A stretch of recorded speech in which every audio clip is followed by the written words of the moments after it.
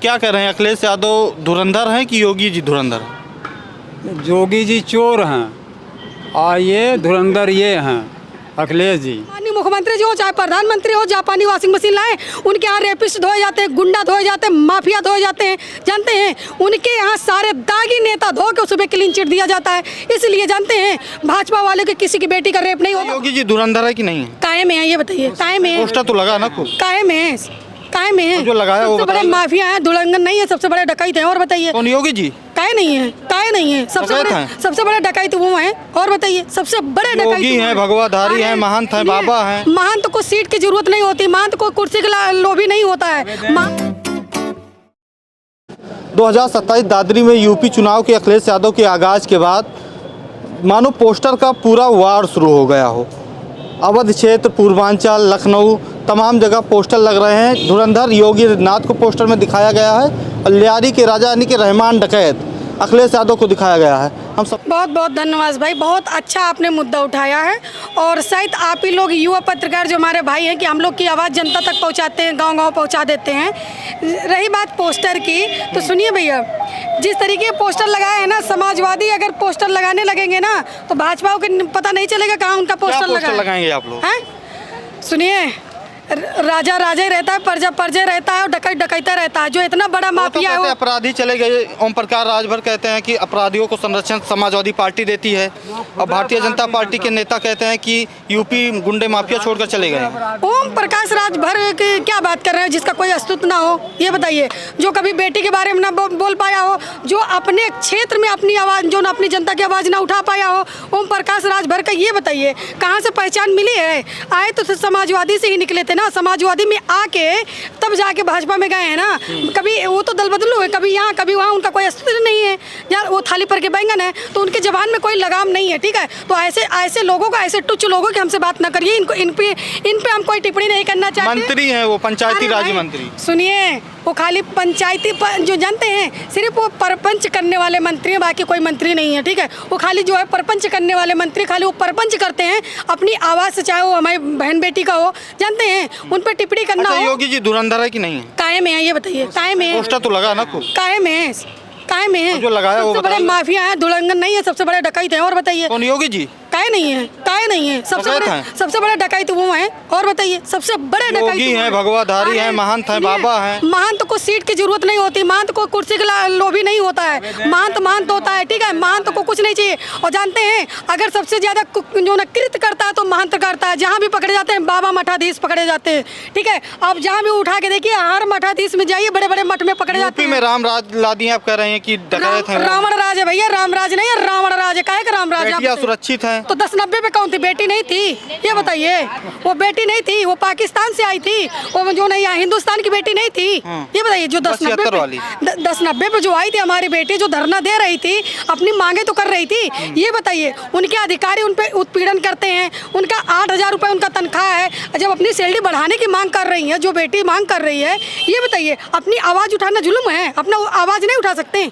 आप बताइए, अपनी मांग हम नहीं रख सकते? तो मुख्यमंत्री जी को क्या चाहिए था? अगर योगी हैं, अगर योगी थे तो उनको बेटियों का दर्द समझना चाहिए। बेटी का आवाज़ उनको उठाने की जरूरत है क्या थी? 10-90 पे जाने की जरूरत क्या थी? अरे बुलाते सारी बेटियों को लाइन से लगा के एक एक करके मिल लेते, उनकी पीड़ा सुन लेते, तो जानते क्या तुम बेटी की हितैषी हो। कायम हितैषी है बेटी के। आप बताइए, हमारी बेटी दिन दहाड़े मार दी जाती है, चाहे भाजपा का कोई नेता बोलता है?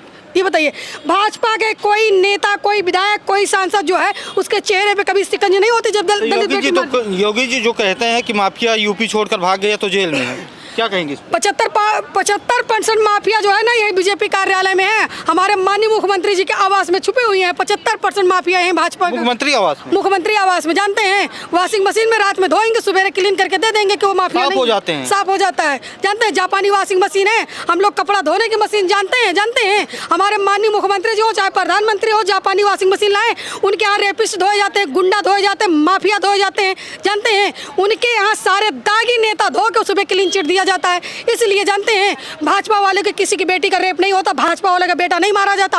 भाजपा वाले की बेटी 10-90 पे नहीं थी, एक गरीब बेटी 10-90 पे थी। ये बताइए अगर इतनी थी, इतने बेटी की तैसी थे आप, तो मुख्यमंत्री थे, आपको चाहिए था आपके जो बस अफसर जो है, जो अधिकारी हमारी बेटियों पर लाठीचार्ज कर रहे थे, जो छीन रहे थे, खींच रहे थे, शर्म आना चाहिए, उन अफसरों पर कार्रवाई करें ना। क्यों?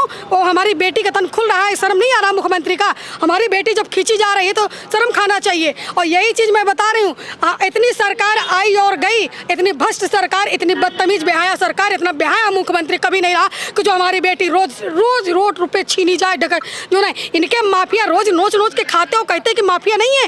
ये बताइए कहाँ गया तुम्हारा बुलडोजर? सबसे पहले वो ले जाए जो हमारी बेटी जो है 10-90 पे खड़ी थी ना, जो धरना पे जो खींची गई है जिस तरीके, उन अफसरों को जेल भेजे।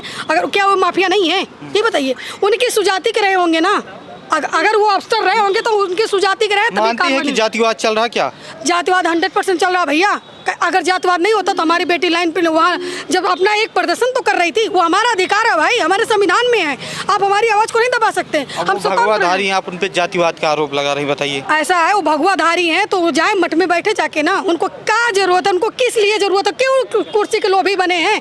काहे मुख्यमंत्री पद? उनको हराइए ना, उनको कौन हराइए? जनता चुनी उनको, जनता उनको हर दिन हराती है। सुनिए, जनता उनको हर दिन हरा दी है, लेकिन अगर ये चोरी ना करे, बेईमानी ना करे, लाठी ना चलाए, अपने भ्रष्ट अफसरों को आगे ना कर दे, हमारी जनता को वोट डालने दे, जनता हमारी स्वतंत्र होके जाए, अपना एक वोट डाले। जानते हैं जब काउंटिंग होता है तो जानते हैं लाइट काट दिया जाएगा, जिस सीट से ये पीछे हो जाएंगे वहाँ लाइट काट दिया जाएगा। और लाइट कटे उसके बाद में भाजपा आगे हो गई भैया। ठीक है, जो पोस्टर लगा क्या कहेंगी? योगी जी धुरंधर हैं और अखिलेश यादव रहमान डकैत हैं। ये तो इन लोगों की मतलब चालाकी है, नीति है। वो कहते हैं चाणक्य की नीति, तो ये सब कर रहे हैं बीजेपी वाले।